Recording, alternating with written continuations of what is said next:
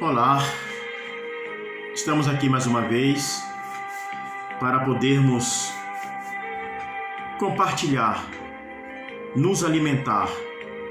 Como digo, estamos aqui para aprendermos.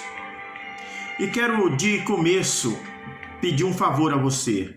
Se você gostar dos ensinamentos que nós passamos aqui, do conteúdo desses vídeos, se você gostar daquilo que está ouvindo, se é útil para você, se você aprende, se você tem paz com Deus, se você se alegra, se você se acha confortado, animado, se lhe dá esperança o que falamos, se alegra a sua vida, eu lhe peço, por favor, nos ajude, passe adiante, se inscreva, passe para outros, dê um joia.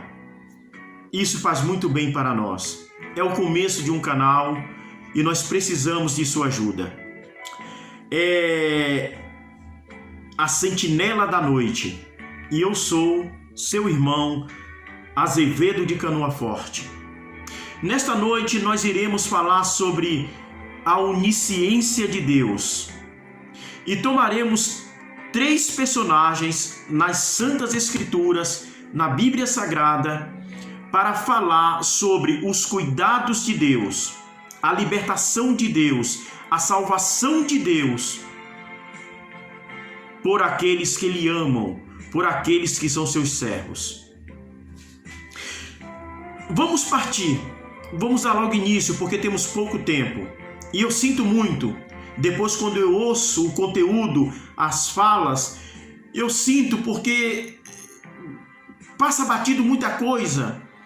São assuntos profundos que passamos e passamos sem falar porque do tempo que não podemos nos alongar tanto. Então vamos direto ao assunto.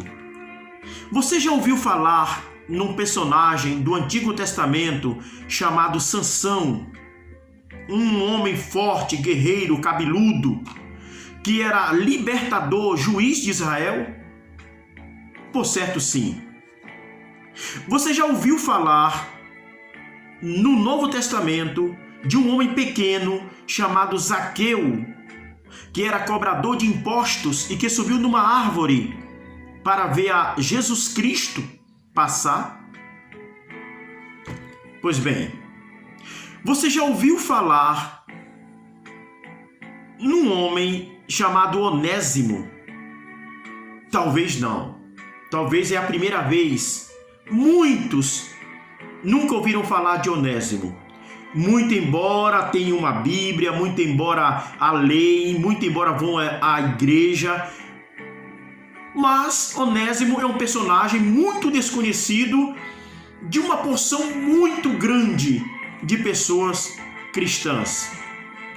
Mas eu quero falar nesta noite sobre Sansão, Zaqueu e Onésimo. Quem era Onésimo? Onésimo era um escravo que morava na cidade de Colossos. O seu senhor chamava-se Filemon e um dia ele fugiu e foi para Roma. E em Roma ele teve um encontro com o apóstolo Paulo e mudou a sua vida esse encontro. O que tem em comum Sansão, Zaqueu e Onésimo? Sansão no Antigo Testamento, no tempo dos juízes. Zaqueu no tempo de Cristo, quando Cristo evangelizava de cidade em cidade. E Onésimo no tempo de Paulo, quando fundava as igrejas pela Ásia e pela Europa. E o que tem isso a ver com onisciência divina? Com Deus trabalhando em favor dos seus filhos. O que isso tem a ver? Pois bem, no capítulo 15 de Juízes, 3.000 homens guerreiros da tribo de Judá amarram Sansão bem amarrado e vão entregá-lo para os filisteus. Quem eram os filisteus? Os filisteus eram um povo guerreiro de Canaã que subjugou Israel, dominava Israel e Israel não tinha liberdade de fazer o que queria. Israel era praticamente novamente escravos. Foi uma vez escravo no Egito, Deus os libertou e agora em Canaã, na terra que Deus os colocou, eles eram escravos dos filisteus. E apareceu esse juiz de nome Sansão. E Sansão era um guerreiro valente. E ele começou a entrar em muitas encrencas e a matar muitos filisteus. E um dia, por ele ter feito uma grande mortandade, os filisteus foram até a tribo de Judá e pediram a cabeça de Sansão. E Sansão foi entregue e amarrado aos filisteus.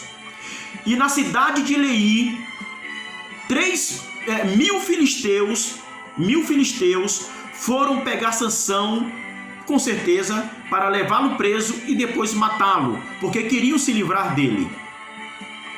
Só que tem uma coisa: Sansão era escolhido de Deus, profeta de Deus, servo de Deus, juiz de Deus, e estava ali numa missão para dar libertação ao povo de Deus da escravidão dos filisteus. Ora, se Deus tinha um plano de libertação na vida de Sansão para com o seu povo, Deus não ia permitir que 1.000 filisteus viessem a dar cabo da vida de Sansão. Quando 1.000 filisteus viram Sansão amarrados, se alegraram e investiram contra ele para dominá-lo e feri-lo e, com certeza, matá-lo. Porém, ali perto de Sansão, diz as Sagradas Escrituras, no capítulo 15 do livro de Shofetim, ou Juízes, nos versos 14, 15 e 16 do capítulo 15, que uma caveira, uma queixada, uma mandíbula de jumento estava ali por perto.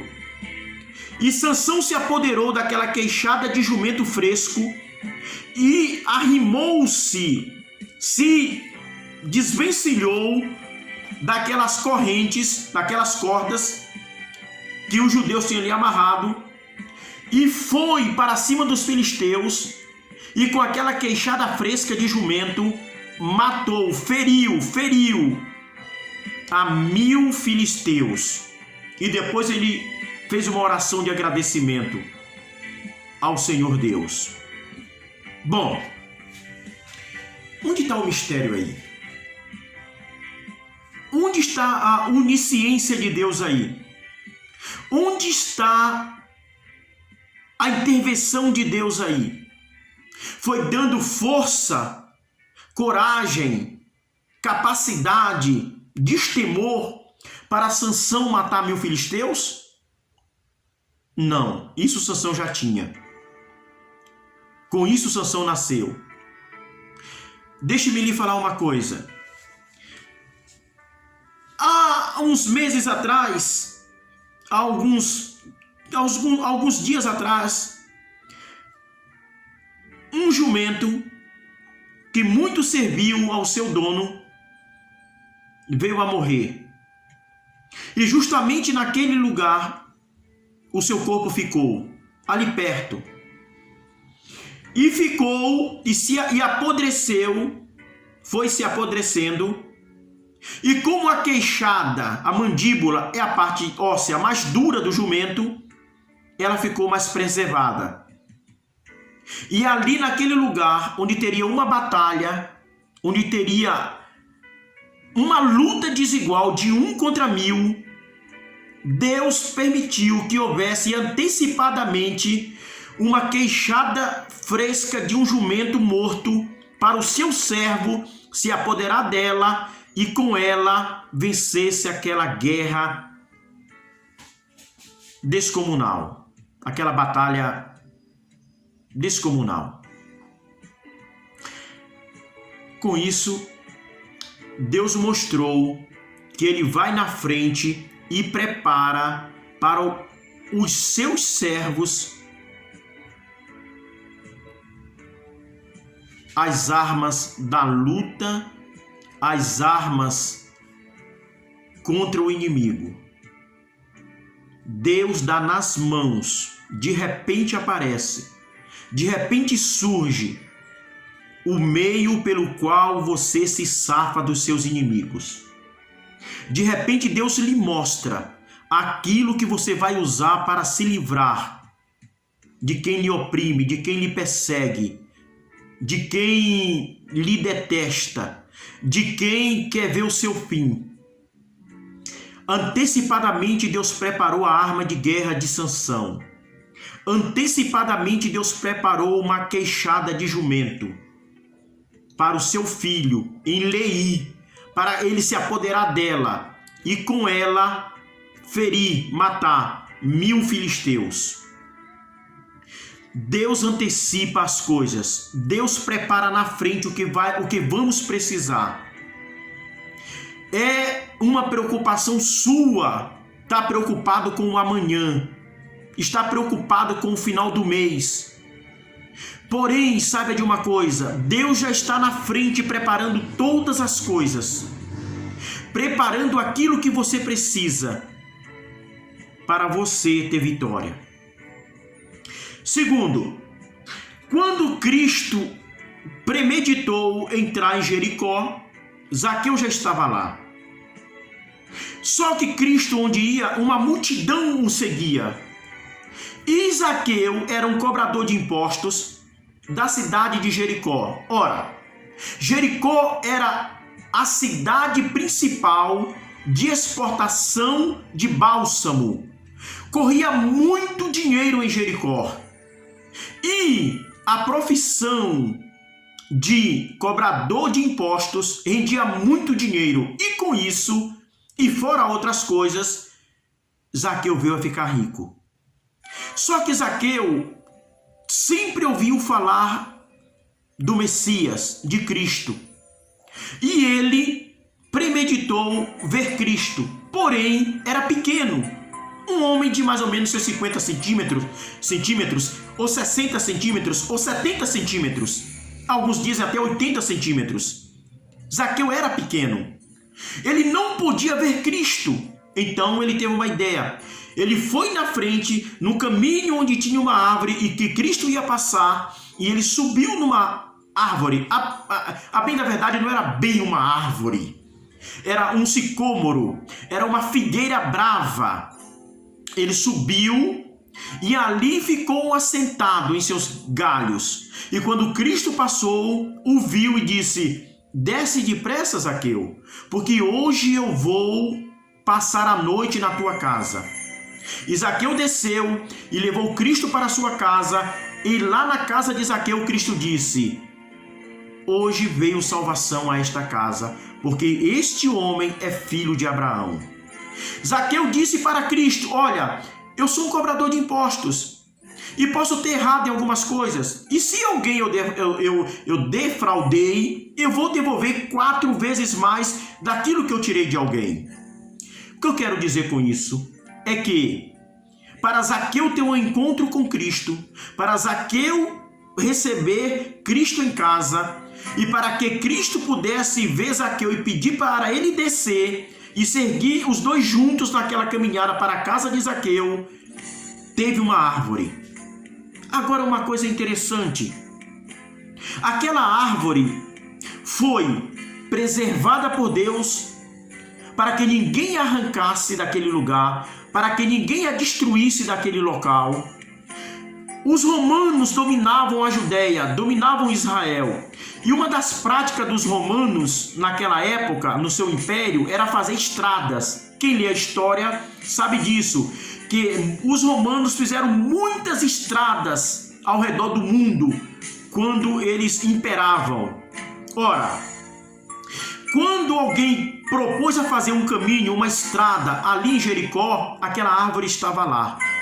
Mas Deus não permitiu, Deus preservou aquela árvore e o caminho, a estrada foi feita por alguém, por alguns homens braçais, mas Deus não permitiu que a árvore fosse tocada, tirada. A figueira nasceu, cresceu, foi preservada pelo autor da criação, porque ela serviria para que um dia um homem subisse nela e tivesse um encontro com a salvação.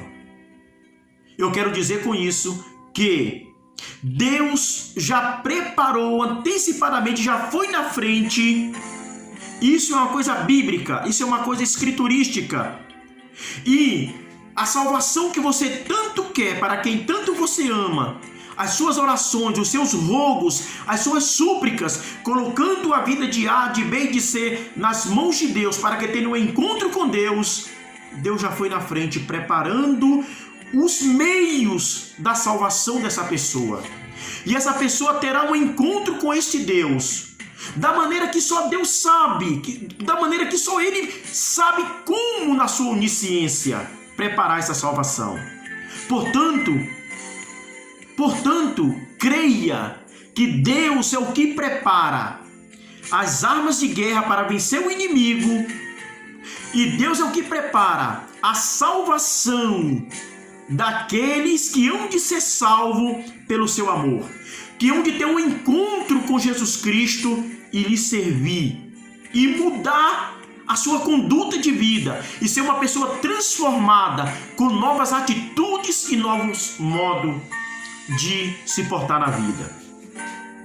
Vamos terminar. Onésimo servia como escravo a um senhor chamado Filemon na cidade de Colossos. Quem vivia ou nascia em Colossos era chamado de colossense. E um dia Onésimo se cansou de ser escravo e ele deve ter furtado algumas coisas de seu senhor chamado Filemon. O nome do seu senhor chamava-se Filemon, e ele fugiu e foi para longe, foi para Roma, capital hoje da Itália. Roma era o império, dominava o mundo. E lá em Roma, não se sabe como, ele veio a ter um encontro numa prisão com o maior evangelista de todos os tempos, com o maior missionário que essa terra já teve. Deus levou Paulo, Deus permitiu que Paulo fosse preso por pregar o evangelho, e ali naquela cela calhou de Filemon estar preso, deve ter feito algum roubo, deve ter feito alguma coisa errada, deve ter sido pego em alguma falta, e prenderam Onésimo na mesma cela onde estava Paulo.